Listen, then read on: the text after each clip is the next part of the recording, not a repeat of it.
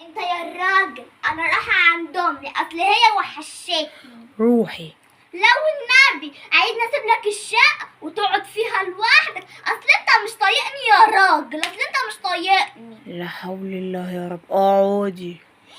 ليه عايزه اتقطع من اهلي؟ عايز تقطعني وتستفرد بيا وما يبقاش ليا اهل؟ خلاص يا ستي هاجي معاكي ولا تزعلي. ليه يا اخويا؟ اما انا رايحه عند امي عشان اخلص من طلباتك اللي انت كل شويه بتطلبها مني، تقوم انت جاي عند امي عشان تكتم على نفس انا وهي؟ ليه ما فضفضش مع امي بكلمتين؟ اصل انت عايز تيجي تسمع احنا بنقول ايه. لا حول الله يا رب. انت عايزه ايه يا وليه؟ انت عايزه ايه يا وليه بالظبط؟ انت يا وليه عايزه ايه يا وليه؟ انت عايزه تتخانقي يا وليه وخلاص؟ انت عايزه ايه يا وليه؟ انا مش عارفه ارضيكي. بقى قول كده، عايز تجيبها فيا عشان ما اروحش عند امي صح؟ عايز نتخانق انا وانت، انت كده على طول وتقول عليا نكديه وزنانه. يا عيني عليكي يا الرق، ما عندكيش حظ يا اختي في جوزك. خلاص انا عرفت انت عايزه ايه. ايه يا اخوي؟ انت عايزه تاخدي علقه تزبط يا لهوي الحقوني يا ناس، عايز تضربني يا لهوي.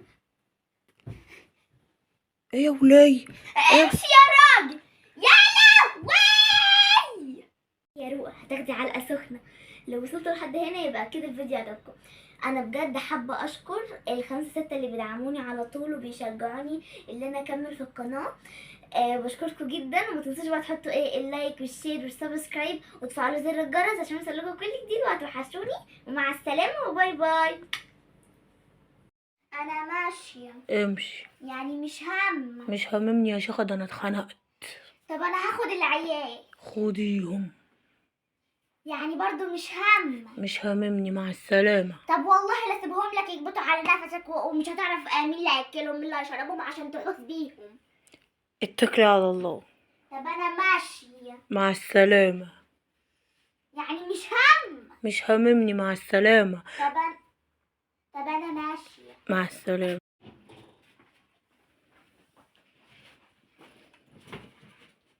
ايه اللي رجعك يا وليه؟ ايه يا اخويا، انت فاكرني هسيب لك الشقة ولا ايه؟ دي الشقة من حق الزوجة، وانا كمان عندي عيال. يعني انا جوه وانت بره. لا حول ولا قوة الا بالله. الوليه المجنونة. بقولك ايه، ما بلاش نكد، كفاية غم ونكد.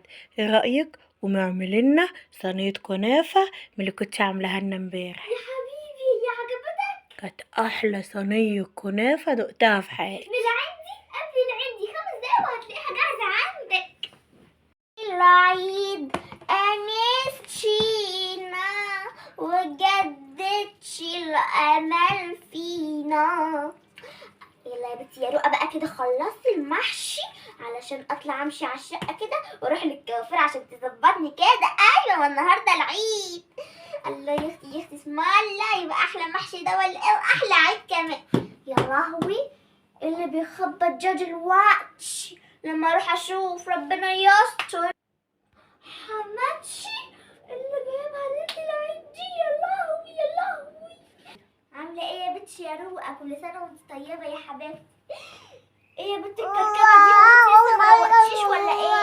يا لهوي يا خيبة يا ويجة يا نهار. يا حماتشي والله لسه ما عملتش حاجة، اصل النهارده ليلة العيد يا حبيبتي وانا كنت بعمل المحشي. بعد كده هاجي اخلص كده الشقة دي امشي عليها كده، بعد كده اروح للكوافير علشان يظبطني كده في العيد. اصل احنا ليلة العيد يا حماتي. ايه اللي جابك النهارده؟